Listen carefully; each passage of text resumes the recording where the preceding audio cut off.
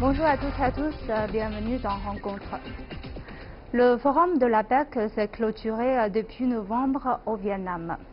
Pour les pays membres, l'intégration économique régionale est une priorité de longue date. Aujourd'hui, quelle est l'importance de la région Asie-Pacifique dans l'économie mondiale? Le courant anti-mondialiste risque-t-il de freiner le développement de cette région? Aujourd'hui, nous allons en discuter avec notre invité juste après ce reportage. Établi en 1989, alors que la guerre froide prenait fin et que le monde était plus enclin au commerce et à la coopération après des décennies de tensions politiques, la coopération économique pour l'Asie-Pacifique est un forum qui cherche à promouvoir la coopération économique et le libre-échange dans la région Asie-Pacifique. L'APEC compte actuellement 21 membres, presque la totalité des pays côtiers de l'océan Pacifique. Ces pays membres représentent près de 40% de la population mondiale, 60% du PIB mondial et la moitié du commerce international, faisant de l'APEC la zone économique la plus dynamique du monde. L'APEC se concentre principalement sur 3 domaines: la libéralisation du commerce et des investissements, la simplification des échanges et la coopération technique et économique. Cette année, la réunion s'est focalisée sur 4 domaines prioritaires, à savoir la promotion d'une croissance durable, l'approfondissement de l'intégration économique de la région, le renforcement de la compétitivité et l'innovation des entreprises, et la recherche de solutions afin d'assurer la sécurité alimentaire et l'agriculture durable face aux défis du changement climatique. Le président chinois Xi Jinping a prononcé un discours lors du sommet des dirigeants de l'APEC, dans lequel il a abordé le développement économique régional et solidaire. Aujourd'hui, la Chine est évidemment l'économie la plus importante de l'APEC. La Chine est une économie dominante dans la région asiatique. Tout le monde sortira gagnant d'une infrastructure plus solide dans cette époque cruciale pour la planète. Et le monde devrait apprécier ce que fait la Chine dans la promotion du développement. Dans le même temps, il est important pour la Chine de poursuivre ses intérêts avec une architecture ouverte à laquelle les pays du monde entier seront encouragés à participer. Merci de nous retrouver. Aujourd'hui, nous avons le plaisir d'accueillir sur notre plateau M. Wu Zexian. Bonjour. Bonjour. Vous êtes ancien diplomate, vous avez mené une longue carrière diplomatique en Afrique, en Europe et au Moyen-Orient. Bienvenue sur notre plateau. C'est un plaisir. Tout d'abord, selon vous, quelles ont été les contributions de l'APEC à l'économie mondiale depuis sa création il y a 28 ans? Bon, alors, l'APEC, il faut savoir que c'est la composante la plus importante de l'économie mondiale. Alors, dans le discours prononcé par le président Xi, il a bien dit ceci. Aujourd'hui, l'APEC constitue le moteur le plus puissant de la croissance économique du monde. En effet, l'APEC, cela représente 65% du commerce, du volume du commerce mondial. Et plus de la moitié. Plus de la moitié, voilà, 65% du volume des échanges commerciaux. Et dans la déclaration, faite cette fois-ci par les pays membres, qu'est-ce qu'on a dit? On a fait un bilan, on a fait un petit bilan, on a dit durant ces 30 dernières années, cette région de l'Asie-Pacifique a contribué grandement à la croissance économique du monde, au développement durable de notre planète et à l'intégrité économique de notre monde. Et ils ont aussi, les pays membres, dans la déclaration, ont aussi donné 2 chiffres très significatifs. Le premier, c'est que durant cette période, l'APEC, grâce au système de coopération dans le cadre de l'APEC, on a créé quelques millions de nouveaux emplois, ce qui est significatif, et on a réussi à aider une centaine de millions de personnes à sortir de l'état de pauvreté. Donc c'est un mécanisme de coopération très efficace, par la coopération, par l'élaboration des projets de coopération, par la coordination des politiques des uns et des autres, et par les mesures prises face à des crises. Donc l'APEC, voilà, c'est vraiment quelque chose de très efficace et qui a donné des résultats concrets et précis. Et ce qui est particulier avec cette année, c'est qu'on voit que le thème a été choisi pour être créé un nouveau dynamisme pour construire ensemble le futur. Comment faut-il interpréter ce nouveau dynamisme et pensez-vous que finalement les dirigeants vont parvenir à insuffler ce dynamisme dans la région? Un nouveau dynamisme, vous savez, depuis 2008, voilà, le monde est confondu à une morosité en termes de croissance économique. Aujourd'hui, on voit quelques signes encourageants, mais on n'est pas encore totalement sorti, voilà, de cette morosité. Donc il faut créer un nouveau dynamisme, il faut créer une nouvelle impulsion, voilà, à la croissance économique du monde. Et cette fois-ci, je crois que le sommet a atteint son but, c'est-à-dire donner un signal fort pour pousser davantage le développement économique. Dans la déclaration, toujours, les pays membres ont dit clairement, sans équivoque, que nous allons nous engager à créer une communauté de destin de l'Asie-Pacifique, voilà, caractérisée par la paix, la stabilité, le dynamisme, l'interactivité et la prospérité.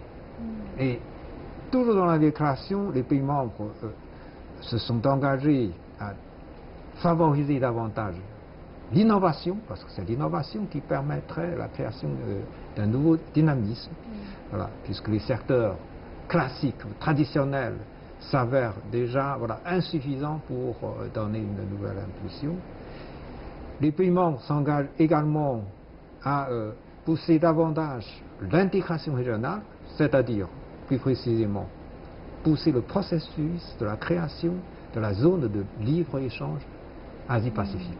C'est une idée très chère à la Chine aussi, hein, parce que c'était en 2014, au moment du sommet de Pékin, que nous avons, les pays membres ont établi une feuille de route pour démarrer justement la création de cette zone de libre-échange Asie-Pacifique.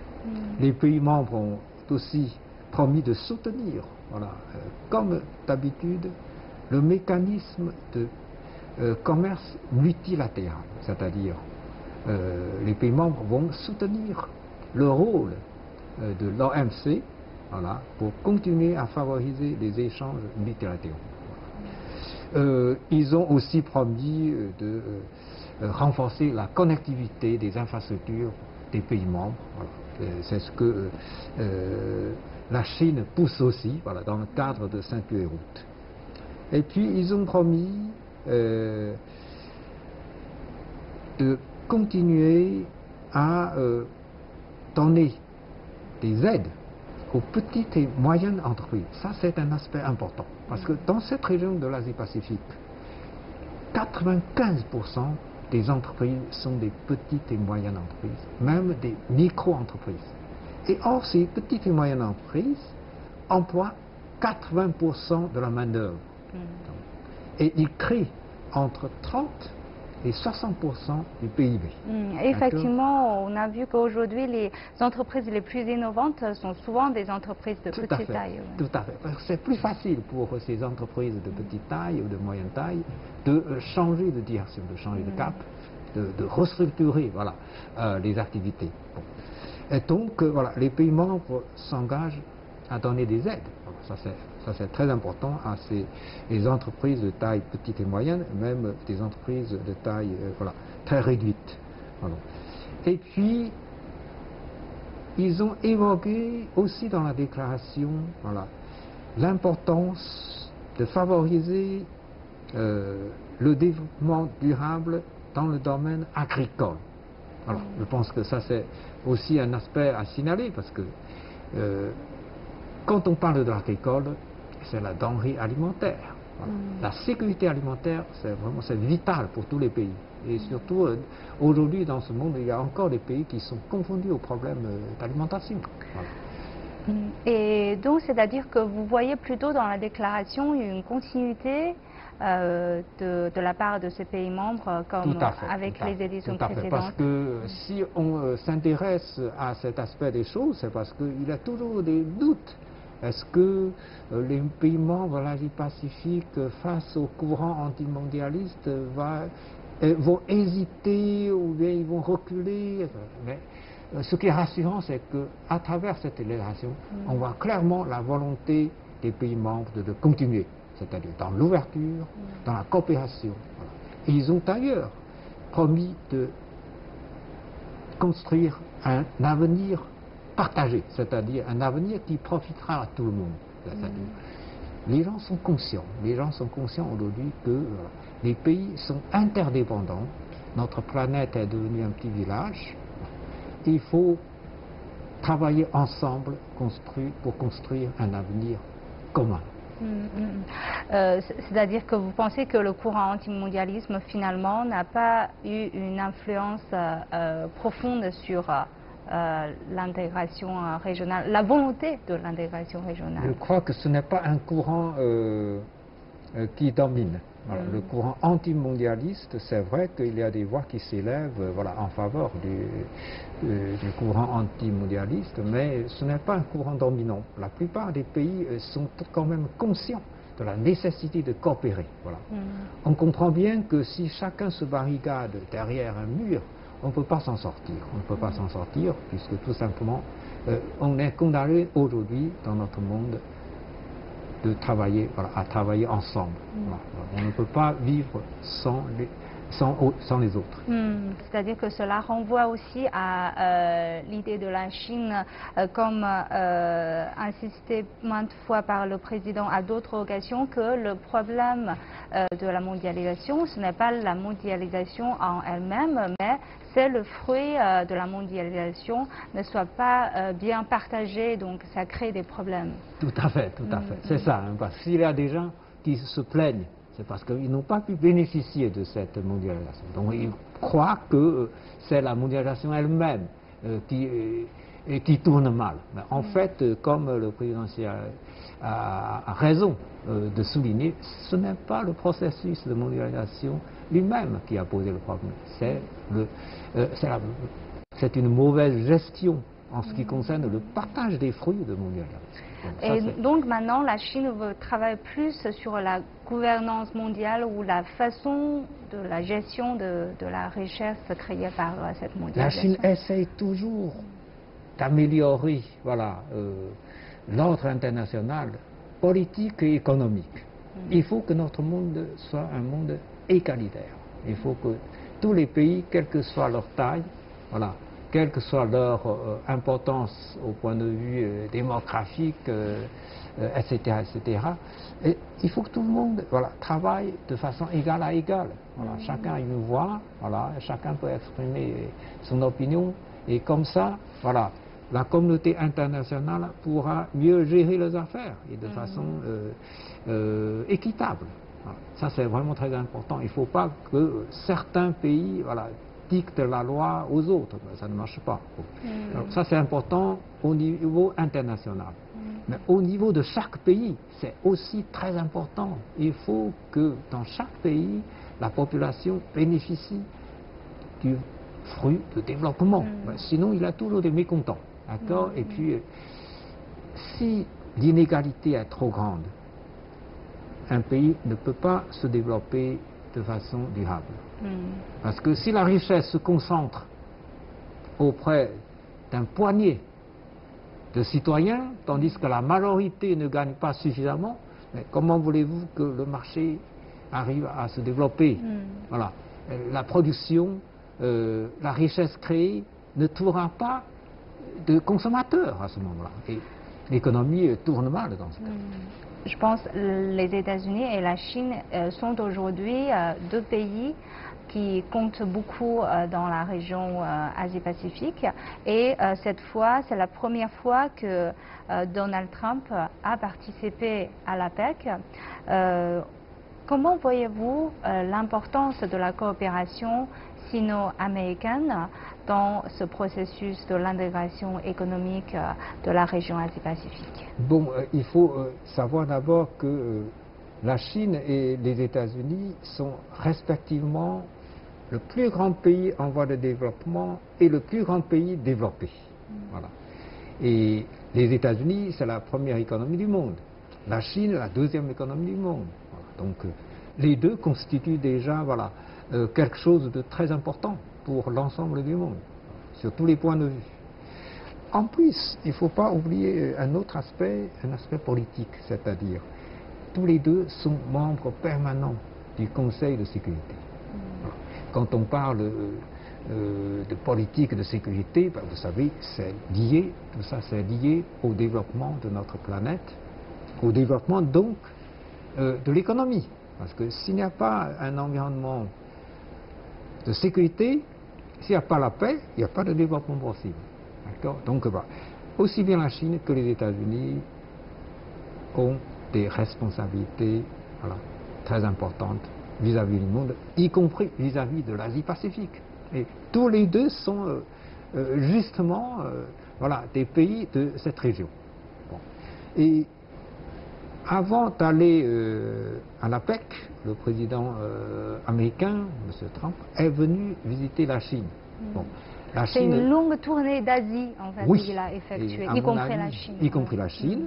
À mon avis, l'étape en Chine constitue voilà, une étape très importante. La Chine, elle attache beaucoup d'importance à ses relations avec les États-Unis et le président Trump a confirmé également de son côté que les États-Unis attachent beaucoup d'importance à ses relations avec la Chine. Je pense que les deux pays ont raison, c'est-à-dire les deux plus grands, il faut qu'ils s'entendent, il faut qu'ils coopèrent. Voilà. Ce sera bénéfique aussi bien pour les deux pays que pour le reste du monde. Et dans le cadre de la coopération, la PEC, voilà, puisque ce sont deux acteurs principaux, voilà, il faut qu'ils travaillent ensemble. Ce sera un signal très fort, très positif pour les autres. Voilà. Cette fois-ci, je crois que la visite du président américain en Chine a été couronnée de succès. Voilà, il y a eu beaucoup de documents de coopération très précis qui ont été signés. D'accord. Voilà, le montant, je crois, on a mentionné, s'élève à plus de 250 milliards de dollars.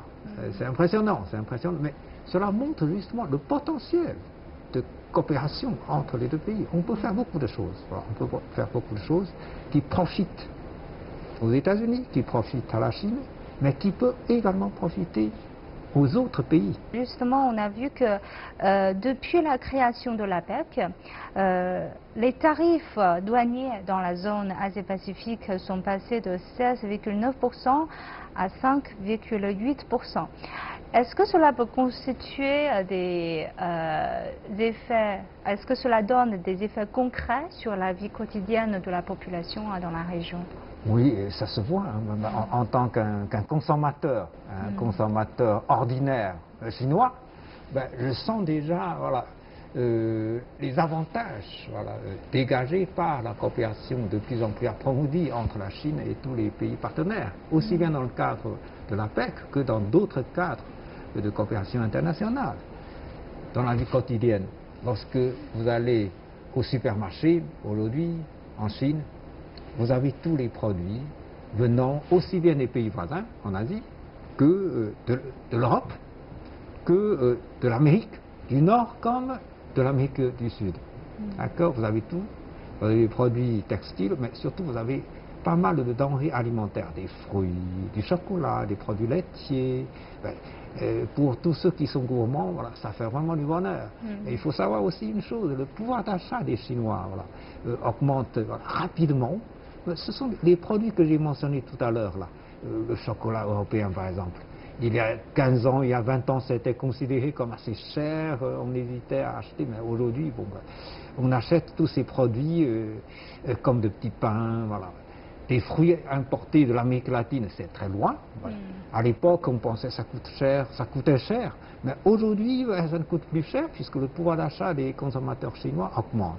Donc ça fait le bonheur. Quand on a plus d'argent, on veut améliorer le niveau de vie. Et surtout, le tarif douanier a baissé et le coût de transport a baissé. Tout à fait. Donc voilà, grâce à cette coopération bénéfique. Voilà. Nous, les consommateurs chinois, moi, en tant qu'un consommateur ordinaire parmi les Chinois, je sens déjà cette facilité, mais je peux penser qu'en sens inverse, les consommateurs des autres pays peuvent aussi bénéficier des produits en provenance de la Chine. Voilà, ça c'est sûr, parce que j'ai eu l'occasion de voyager un peu dans d'autres pays. Je vois en effet pas mal de produits de la Chine qui sont vendus dans d'autres pays, mais qui font le bonheur des consommateurs de ces pays-là. Et cette fois, en marge de l'APEC, le président chinois a aussi effectué des visites d'État au Vietnam et au Laos, et nous allons en discuter juste après ce reportage. Après sa participation au sommet de l'APEC, le président chinois s'est rendu au Vietnam et au Laos. Il s'agissait du premier voyage du président Xi Jinping à l'étranger depuis le remaniement de la direction du PCC qui a eu lieu le mois dernier. Durant sa visite au Vietnam, première étape de son voyage, il a également participé au sommet de l'APEC. Une décision qui, selon le ministère chinois des Affaires étrangères, prouve la grande attention que porte Beijing à la région Asie-Pacifique. C'est un grand honneur pour nous d'accueillir le secrétaire général Xi Jinping au Vietnam. Ce n'est pas seulement une coopération entre nos deux pays, mais également un nouveau processus de coopération entre le Parti communiste chinois et le Parti communiste vietnamien. Lors de la visite de Xi Jinping au Laos, les deux partis ont discuté de l'initiative Ceinture et Route et annoncé des investissements très attendus à destination des infrastructures du pays. Plusieurs responsables ont déclaré que cette tournée marquait l'entrée de la diplomatie chinoise dans une nouvelle ère, un terme adopté lors du 19e congrès national du PCC et indiquant que Beijing continuerait à être un ami et un partenaire pour ses voisins. Merci de nous retrouver. Alors, quelle est l'importance de ces visites d'État au Vietnam et au Laos selon vous? Il faut savoir que le Vietnam et le Laos sont deux voisins très importants de la Chine. Nous avons des frontières communes avec le Vietnam comme avec le Laos. Et surtout, alors, aujourd'hui, le Vietnam constitue le plus grand partenaire commercial de la Chine au sein de l'ASEAN. La Chine, depuis 13 ans, est le plus grand partenaire commercial du Vietnam aussi. Voilà. Et l'année dernière, le volume des échanges commerciaux entre les deux pays s'élève à peu près 100 milliards de dollars. Vous voyez, entre la Chine et le Vietnam, c'est un chiffre tout à fait respectable. Et il y a pas mal d'entreprises chinoises qui sont installées au Vietnam aujourd'hui. Par exemple, une entreprise textile a fait une grosse usine au Vietnam qui emploie plus de 7000 employés. Donc vous voyez, ça marche très très fort. Il y a d'autres entreprises chinoises qui ont créé des zones industrielles au Vietnam aussi. Voilà. Une zone industrielle créée par des entreprises chinoises reçoivent aujourd'hui déjà une trentaine d'entreprises chinoises qui sont là, qui travaillent au Vietnam.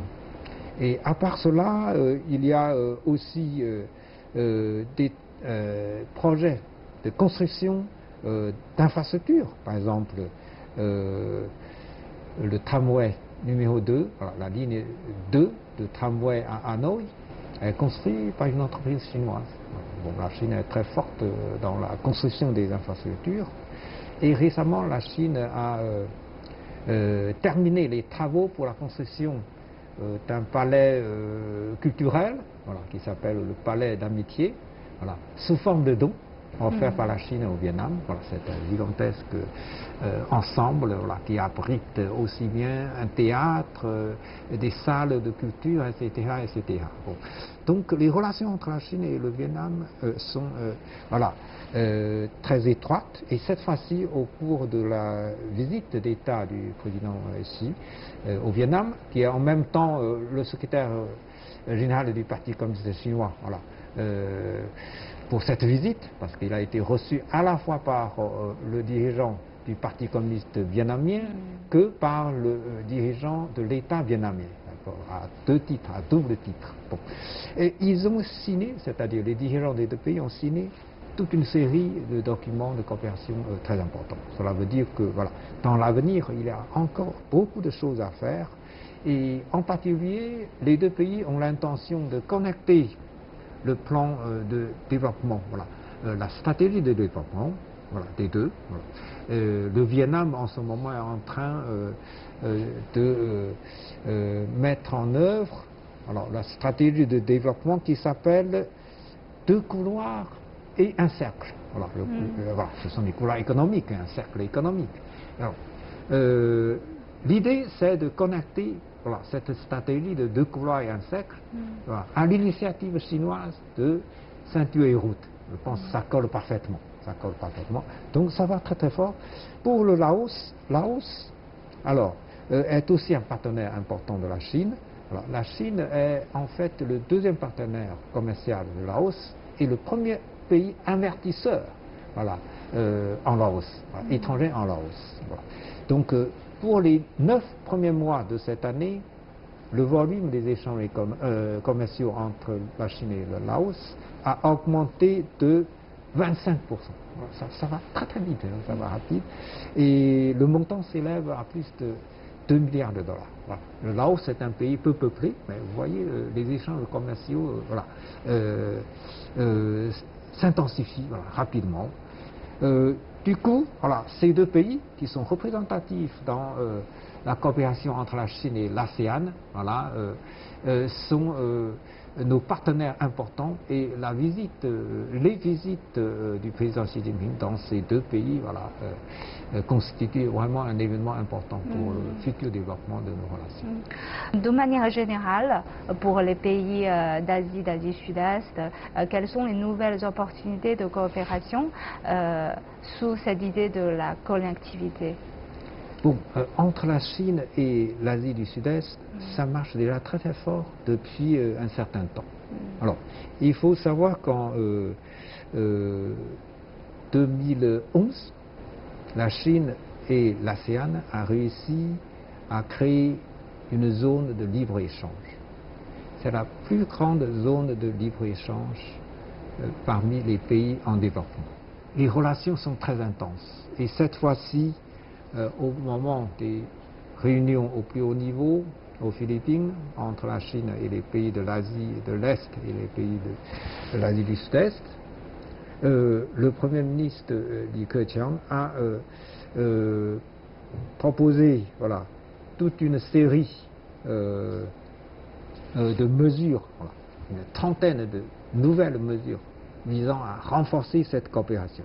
Ce sont des mesures qui couvrent les différents domaines, comme la connectivité des infrastructures, comme la sécurité alimentaire, comme la lutte contre la pauvreté, comme la coopération touristique, voilà, comme la lutte contre la corruption. Donc vous voyez, les relations de coopération entre la Chine et l'ASEAN touchent pratiquement tous les domaines. Il n'y a pas que l'aspect économique qui est concerné, il y a aussi d'autres aspects. Parce que de toute façon, si on veut bien développer les coopérations, il faut que voilà, tous les aspects soient coordonnés. Bon. Et cette fois-ci, je crois que les pays participants à cette série de sommets voilà, ont réussi à dégager beaucoup de convergences. Voilà. Après la réunion 10+1, c'est-à-dire 10 pays de l'ASEAN et la Chine, les deux côtés ont signé 3 déclarations. Voilà. Une déclaration commune concernant la connectivité, les infrastructures, une autre concernant la lutte contre la corruption, une troisième concernant la coopération touristique. Vous voyez, ce sont des choses qui avancent concrètement, voilà, avec des volontés bien déterminées et avec certainement des résultats qui seront tangibles. Alors je vous remercie, M. Wu, d'avoir partagé vos points de vue avec nos téléspectateurs. C'est un plaisir. Et je vous remercie d'avoir suivi notre discussion. À la prochaine.